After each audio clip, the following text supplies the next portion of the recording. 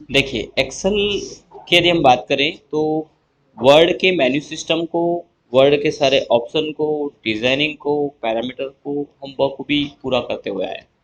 हमने एक एक ऑप्शंस, एक एक फीचर्स को देखा।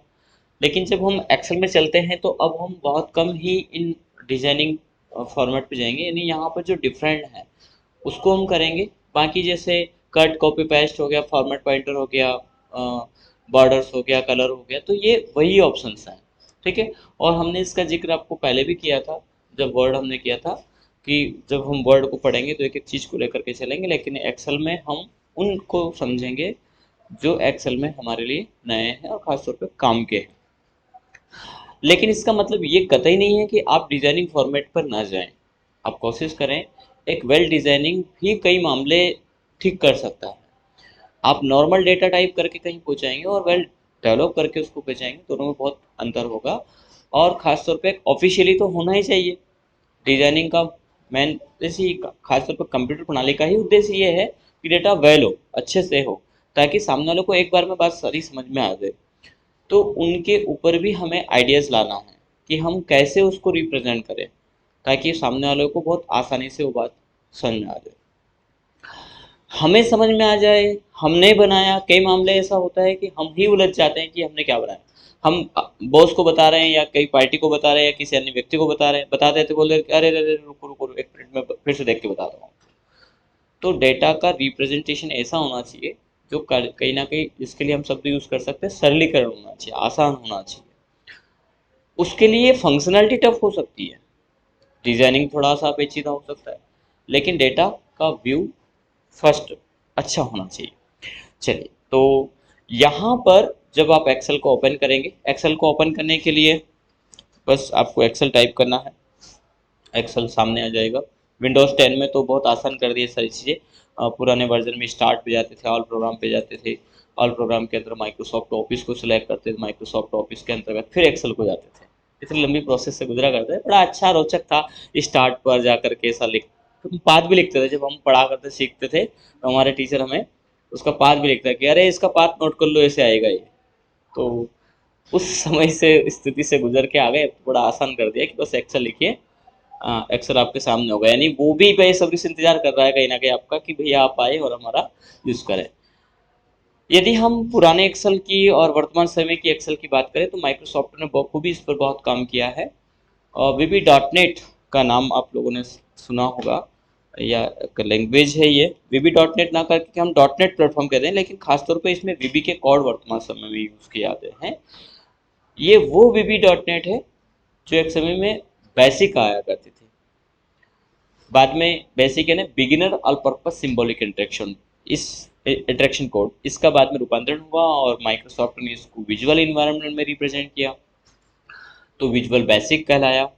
बाद में फिर माइक्रोसॉफ्ट को लगा कि नहीं, अब वो फिर से अपग्रेडेशन होना चाहिए, तो उन्होंने डॉट नेट प्लेटफॉर्म बना दिया। और डॉट नेट प्लेटफॉर्म में अभी भी अवेलेबल है, डॉट नेट के कई वर्जन आ चुके हैं, और उसके अंतर्गत लैंग्वेज का समूह है, उसको हम बोलते हैं डॉट नेट। और आगे पढ़ेंगे हमारे सिलेबस में वीबी डॉट नेट है, और डॉट नेट में खासतौर पर वीबी है हमारे सिलेबस में।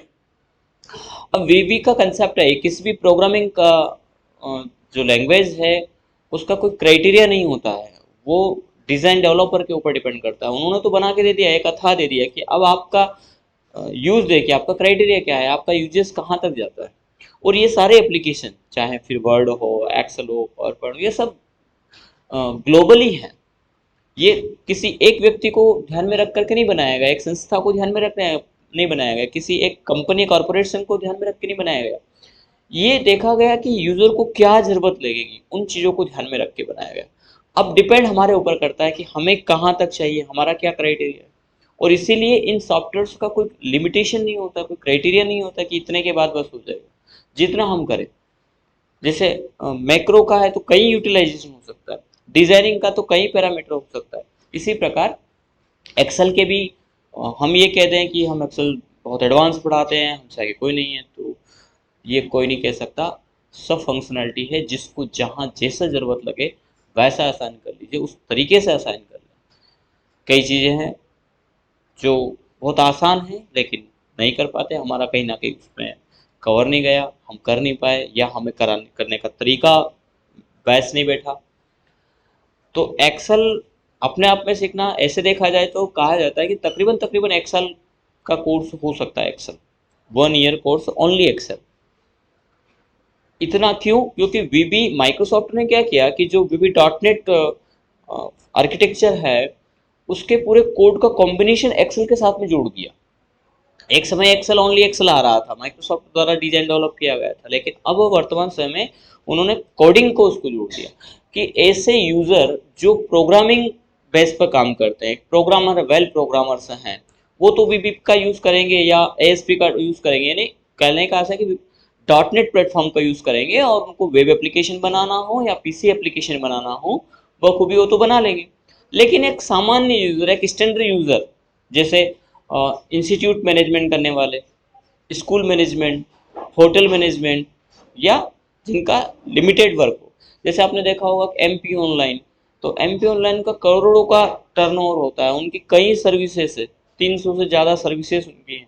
तो वहाँ पर एक वेब एप्लीकेशन चाहिए, तो वो डॉट नेट प्लेटफॉर्म पर बना है कहीं ना कहीं, हालांकि उसमें कई प्रकार के कोड यूज़ किए जाते हैं, सीएसएस वगैरह भी यूज़ किए जाते हैं, और उनको कंसल्टेंसी कंपनियां, जो डिज़ाइन डेवलपर कंपनियां रहती हैं, वो उस प्रोजेक्ट को लेती है और फिर उस पर अपने एम्प्लॉय लगाती है और वो लोग मिल करके काम करते हैं। लेकिन एक छोटे ऑफिस में जिसका ज़्यादा एक्सपेंसेस का भी बेस नहीं है कि वो ज़्यादा खर्च कर सके और ज़्यादा वर्किंग भी नहीं है, तो बोले वो क्या, लेकिन वो एक ऐसा चाहता है कि एक बेसिक भी नहीं चाहता लेकिन इतना एडवांस भी नहीं चाहता, तो फिर वो क्या करे? तो माइक्रोसॉफ्ट ने क्या किया कि उन्होंने यहाँ पर डॉट नेट प्लेटफॉर्म को अटैच कर दिया कि यदि कोई यूज़र इसी पर अपना वेल एप्लीकेशन तैयार करना चाहे तो हमने तैयार करके दे दिया है। अब कैसा चाहते हैं वो उनके ऊपर डिपेंड करता है।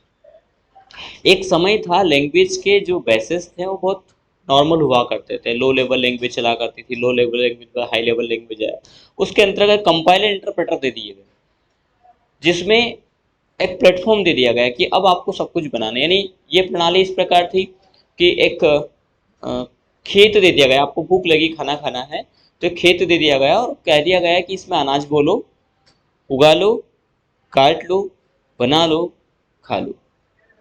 धीरे धीरे समय बदला, तो बोले कि अब अनाज उगाया है, काट लो, निकाल लो, काट लो, खा लो, बना लो, खा लो, ये वाला मामला हो। बाद में और डेवलपमेंट हुआ, बोले क्या, बोले कि गेहूं रखे हैं, पिसा लो, बना लो, खा लो। बोले कि नहीं अभी तो और फास्ट चाहिए। आज की टेक्निक ये है, खाना रखा हुआ है, बस उसमें घी लगाने की आवश्यकता है आपको कि आपकी यूटिलाइजेशन क्या है, सब कुछ रेडी है, उसका तरीका क्या है, सब कुछ रेडी है, वो हमें, लेकिन वो रेडी भी इतना ज़्यादा कर दिया है कि उसको इतना आसानी से नहीं लेंगे, इतनी आसानी से आप नहीं आए। एक समय में 27-28 फार्मूले हुआ करते थे, आज आप यूडीएफ तैयार कर सकते, यूजर डिफाइंड फंक्शन। यूजर को क्या नीड है, यूजर अपने हिसाब से रखेगा, क्योंकि सब कुछ ऑब्जेक्ट है, उस ऑब्जेक्ट को अपने हिसाब से रखना और सिस्टम को बता देना है कि भैया हम ये काम करने वाले हैं, बात खत्म हो गई। जैसे हमें एक सोसाइटी दे दी जाती है कि भैया आप अपने उद्देश्य निर्धारित करिए, फिर हमें बता दीजिए कि हम ये काम करने वाले हैं, हम इसके लिए आपको फंडिंग कर देंगे। तो यहाँ पर भी ये कर दिया गया कि आपको आपके उद्देश्य बताने हैं, ऑब्जेक्ट असाइन करना है, देन उसको बता देना है, वो आपका टास्क परफॉर्म कर देगा। तो और फिर इनमें भी जितना आप लॉजिक लगाएंगे, जितना आप करने की कोशिश करेंगे, क्योंकि व्यक्ति खुद से सीखता है, हम पहले भी इसका जिक्र कर चुके हैं, जब तक आप नहीं करेंगे तब तो ये सब खत्म होता जाएगा, जो पढ़ा चला गया। पर इनकी नीड है, मतलब स्कूल एजुकेशन और इंस्टीट्यूशन में बहुत अंतर है। स्कूल एजुकेशन ये था जो सीखने के लगभग था, ये काम के पर्पज से है ही, ये आना ही है, क्योंकि हमारा आफ्टर 12th तक का जो स्टैंडर्ड होता है वो ऐसे रियल में तो वर्किंग में नहीं आता ना कई चीज़ें। हाँ, सामाजिकता के लिए तो बहुत ज़रूरी है एजुकेशन, लेकिन वर्किंग के हिसाब से तो अब जो हम कर रहे हैं ये तो सारा वर्किंग है, हम तो ऑन टास्क काम करेंगे। हमने रिसिप्ट लिया फीस मैनेजमेंट का, तो हम ऑन टास्क काम कर रहे हैं, ये तो ज़रूरत लगती है। बैंक में डेबिट और क्रेडिट होता है तो होता है, तो उसका ऑन टास्क है, तो ये रियल वर्क है, और इसको हमें फिर दिलचस्पी से लेना है। जितना आप करोगे उतना सीखोगे, कई तरीके हो सकते हैं, पर आपके ऊपर डिपेंड करता है कि हमें कितना करना, और जितना इसका यूटिलाइज करोगे उतना ज़्यादा सीखोगे, फिर कभी नहीं भूलोगे। जितना बता दिया उतना किया तो फिर उलझन है। जिसके बारे में मैंने आपको पहले कहा था, जैसे अर्जुन के बारे में कहा जाता था, एक बार परीक्षा हुई और सभी शिष्य के साथ में द्रोणाचार्य नदी स्नान गए। उन्होंने कहा कि इन बाकी शिष्यों के मन से एक भ्रम निकाल देना है कि अर्जुन इतना प्रिय क्यों है। तो बीच रास्ते में द्रोणाचार्य रुके एक पेड़ के पास, शायद दृष्टांत तो मैंने पहला कहा हो। तो प्रैक्टिकल किसने किया? अर्जुन ने। आपको एक बेस बनाना है। आज तो अर्जुन है नहीं, लेकिन मैं इसका जिक्र पहले भी करता हूँ, यत्र योगेश्वरो कृष्णो यत्र पार्थ धनुर्धर तत्र निमंत्री श्री विजय पूर्ति ध्रुवा निर्वति मम। ये श्लोक हमेशा कंठस्थ करके रखें, उस पर काम करें। नहीं, भगवान कृष्ण ने क्या कहा है? यत्र योगेश्वरो कृष्णो, भगवान कृष्ण कहाँ है? यत्रो पार्थ धनुर्धरा, जहां धनुर्धारी अर्जुन, गांडीवधारी नहीं किया कहा। गांडीवधारी तो वो अर्जुन था, गांडीव तो आज मिलना संभव नहीं है, लेकिन उन्होंने कहा धनुर्धारी। तो धनुर क्या है? यदि हम शिक्षक है, हम टीचर है, या फिर हम स्टूडेंट है, तो स्टूडेंट का धनुर क्या है? आपकी कलम है, आपकी बुक है, ये हमारा धनुर है। और यदि हम धनुर्धारी हैं तो भगवान हमारे साथ है, और यदि भगवान हमारे साथ में तो वहां विजय जय वृति ध्रुवा सब कुछ वहां पर है, सब कुछ मिलेगा, पर आपको करना पड़ेगा। ठीक है। एक्सेल के पीछे इतना बेस इसलिए था क्योंकि इस पर थोड़ा सा मामला ऐसा आता है कि स्टूडेंट फिर थोड़ा गड़बड़ करता है, तो आप गड़बड़ ना करें तो हम पूरा काम कर पाए, है ना।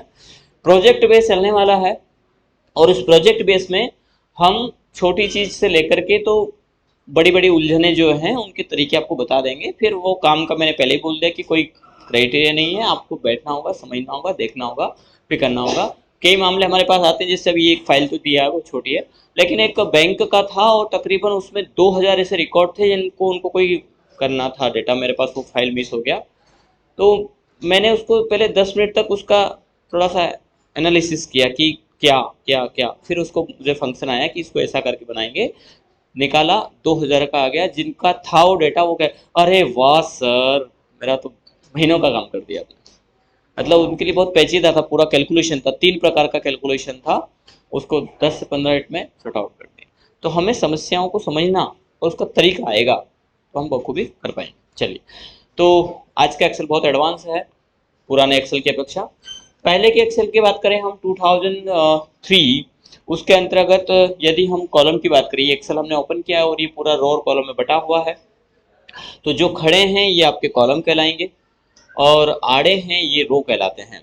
तो पुराने वर्जन में 256 तो हुआ करते थे कॉलम, 256 ओनली, और 65,536 हुआ करती थी रो जो आड़े में है। और रो और कॉलम से मिलकर के बना होता है शीट। ठीक है, पूरा शीट कंप्लीट होता है रो कॉलम में, और रो और कॉलम से एक सेल का निर्माण होता है, और जहां पर आपका कर्सर है वो सेल कहलाता है एक्टिव सेल। क्या कहलाता है? Active cell. और हर सेल का एक नंबर होगा, एक आइडेंटिफिकेशन होगा। जैसे रो का है, रो का नंबरिंग कैसे किया गया? 1 2 3 4 5 6 7। कॉलम का किया गया ए बी सी डी। तो रो और कॉलम से मिलकर के बना हमारा सेल बना है, तो इस सेल का नाम इस कॉलम के अकॉर्डिंग तो हो गया आई, और इस रो के आधार पर हो गया 6, तो इसको हम बोलेंगे I6। ठीक है, यहां पर है मतलब ये एक्टिव है, तो इस पे हम जो भी लिखेंगे, और इसी में इसको इसका कर्सर भी एक्सेल का ये इस प्रकार का आता है, और ये कन्वर्ट इस प्रकार से हो जाता है। एरो भी आता है, लेकिन एक्सेल का जो कर्सर है वो रंग बदलता है गिरगिट के जैसा, और बहुत ऐसा कोई कठिन भी नहीं है रंग बदलता। मतलब इसकी मूलतः यदि हम स्थिति की बात करें, थोड़ा सा जूम कर लेते हैं फर्स्ट तो, जैसे हमने यहाँ पर कर्सर रखा, अभी कर्सर आप देख पा रहे हैं पूरा बॉर्डर वाला है। ठीक है, तो इस कर्सर का यूज करते हैं हम सिलेक्ट करने के लिए डेटा, कोई भी एक सेल दो सेल पूरा आप सिलेक्ट कर सकते हैं, डिलीट करना है तो आप डिलीट कर सकते हैं। लेकिन जब आप इसके बॉर्डर पे जाते हैं तो ये कर्सर एरो में कन्वर्ट हो जाता है। इसका मतलब है कि अब आप इसको सिलेक्ट करके मूव कर सकते हैं कहीं पर भी। अभी तो हमने कुछ डेटा नहीं लिखा, जैसे हम यहाँ पर एक फील्ड लिख लेते हैं नेम। अब जैसे नेम को उठा करके हमें ले जाना है तो हम बॉर्डर पर रखेंगे और ऐसे मूव कर देंगे माउस से। ठीक है, फिर आप देखेंगे कि जो सेल सिलेक्ट है इसका एक कॉर्नर थोड़ा डिफरेंट डॉट बना हो, जब इसके ऊपर आप ले जाएंगे तो फिर ये अपना रंग बदल देता है और ये हो जाता है पूर्णतः ब्लैक। तो तीन जो है कि कर्सर की स्थिति यहाँ पर आपको मिल रही है। एक तो बॉर्डर वाली इस प्रकार का कर्सर, थोड़ा गड़बड़ हो गया बनाने में, प्लस के जैसा, ठीक है, पूरा ऐसे बनना है। एक आपका पूर्णतः ब्लैक है और एक में आपके एरो, ये एरो वाला है और एक पूर्णतः डॉटेड, ठीक है। तो अभी पूर्णतः प्लस वाला है। इसका यूज करेंगे सीरीज या जनरेट वैल्यू जनरेट करने के लिए, इसका कॉपी, इसका सेलेक्ट करने, ठीक है। ये मूलतः तीनों एरो है, तीनों का कवर भी होना चाहिए क्योंकि अब हम वर्ड से होकर आए हैं तो माउस कंट्रोलिंग तो हमारा फुल फाल होगा और अब हमें इसको समझाने बताने में भी ज़्यादा समस्या नहीं आना चाहिए, यानी इन चीज़ों को हम नॉर्मली नहीं बताएंगे यदि हम करके रखें। चलिए फिलहाल के लिए एक्सेल हमें बहुत इजी इन्वायरमेंट देता है। जैसे हमें सबसे पहले यहाँ पर सीरियल नंबर डालना है। पहले तो हम इसका जिक्र कर रहे थे, पुराने वर्जन में जो कॉलम है वो 256 थे और रो की संख्या 65,536 थी, जो बढ़ा करके जो अभी 2007 और 7 के बाद की स्थिति जो चली तो 19 तक के मामले में 16,084, ये तो हो गए आपके कॉलम। 384 है ना, सॉरी 16,384। तो कहाँ 256 और कहाँ 16,384, इतनी संख्या कॉलम की कर दी गई है। और ये जो 65,000 थे इनको बढ़ा करके 10,48,576, सही है, इतना कर दिया, यानी कहाँ 65 और कहाँ 10 लाख। लेकिन पहले सीट आपको बाय डिफॉल्ट 3 मिला करती थी, सीट 1, सीट 2 और सीट 3। तो क्या 3 सीट के बाद दूसरी सीट, तो बोले यूजर को तो लेना पड़ सकती है, कितनी, तो बोले जितना चाहे, उसका कोई क्राइटेरिया नहीं।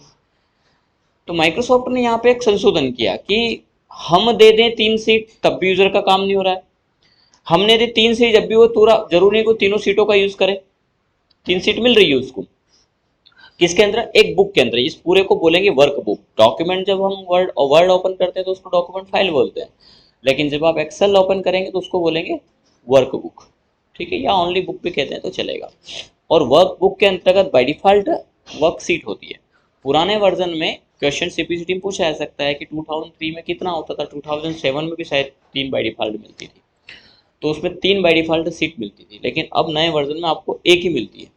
बोले एक में काम हो गया, नहीं हुआ तो बोले इंसर्ट कर लो, प्लस प्लस प्लस प्लस, फर्क कोई नहीं पड़ा। तो उन्होंने 3 का काम खत्म कर दिया। बाय डिफॉल्ट आपको अब एक सीट मिलती है, लेकिन हाँ आप जितनी चाहें उतनी सीट यहाँ पर इंसर्ट कर सकते हैं, उसमें कोई इश्यू नहीं है। तो ये रो और कॉलम की संख्या भी पूछी जा सकती है और ये आपको ओरल याद होना चाहिए। दूसरा यदि आपको कहीं ऐसा डाउट लगे तो आप कंट्रोल के साथ में एरो डाउन कर देना। जब आप कंट्रोल एरो डाउन करेंगे तो 10,48,576 वाले रो पर पहुंच जाएंगे, ठीक है। और सीधे टॉप में आना है तो एरो अप कर देना, फर्स्ट पे आ जाओ। ऐसे चलोगे तो बहुत टाइम लगेगा, ये डायरेक्टली गए हैं, ठीक है। अब यहाँ पर हमें करना है डेटा तैयार। तो सबसे पहले तो हम सीरियल नंबर लिख लेते हैं, फिर हमें बाय द इनरोलमेंट नंबर जैसे जनरेट करना हो, इनरोलमेंट नंबर ले लेते हैं, फिर हम नेम ले लेते हैं और फिर क्लास ले लेते हैं। ये फिलहाल के लिए इतना ही, फिर फी का भी एक कॉलम फिलहाल ले लेते हैं। अब इनरोलमेंट सीरियल नंबर तो 1 2 इस प्रकार से हमने लिया। 2 नंबर डालने के बाद जहां तक आपको चाहिए, थोड़ा सा जूम इन कर लेते हैं। अब देखिए यहाँ ए पे आना चाहिए था, हमने डी पे ले लिया। तो अब क्या करेंगे, ऐसे क्लिक करके इसे सेलेक्ट करेंगे और इसको उठा करके हम यहाँ ले आते हैं, ठीक। इसके बाद इन दोनों को सेलेक्ट करेंगे और यहाँ कर्सर पे जाएंगे और इसको खींच देंगे इसे जहाँ तक आपको ले जाना, ठीक है। वन टाइम एक कॉलम में आपको उसको मान बताना पड़ेगा। तो इसका मतलब एक्सेल ये समझ लेगा कि इनको यहाँ तक का डेटा तैयार करना। अब बाय द वे यदि आपको इनरोलमेंट में कोई सीरीज लेना है जैसे एनरोलमेंट हमें जनरेट करना है शुभम एकेडमी का, तो ऐसे हमने ले लिया, ऐसे है शुभम एकेडमी, फिर हमें जनरेट करना 101, तो हमने 101 दिया। फिर आप इसको यहाँ पर रखेंगे और इसको डबल क्लिक करेंगे, ऑटोमेटिक कहाँ तक निकालेगा, जहाँ तक आपने कॉलम लिया है। ठीक है, यदि इसमें कोई स्पेशल और भी कंटेंट जोड़ना है, जैसे हमें डैश लगा करके और फिर आगे जनरेट करना है, तो आप वही करेंगे, डबल क्लिक करेंगे, उस प्रकार से करते हैं। यदि कोई यूनिक सीरीज है आपका, जैसे आप चाहते 3, 5, तो दोनों को आप सिलेक्ट करें, फिर डबल क्लिक करें 3, 5 के बाद 7 आया यहाँ पे। जरूरी नहीं ऑड इवन के आधार पर चले, ये ऑड नंबर के जैसा रहा।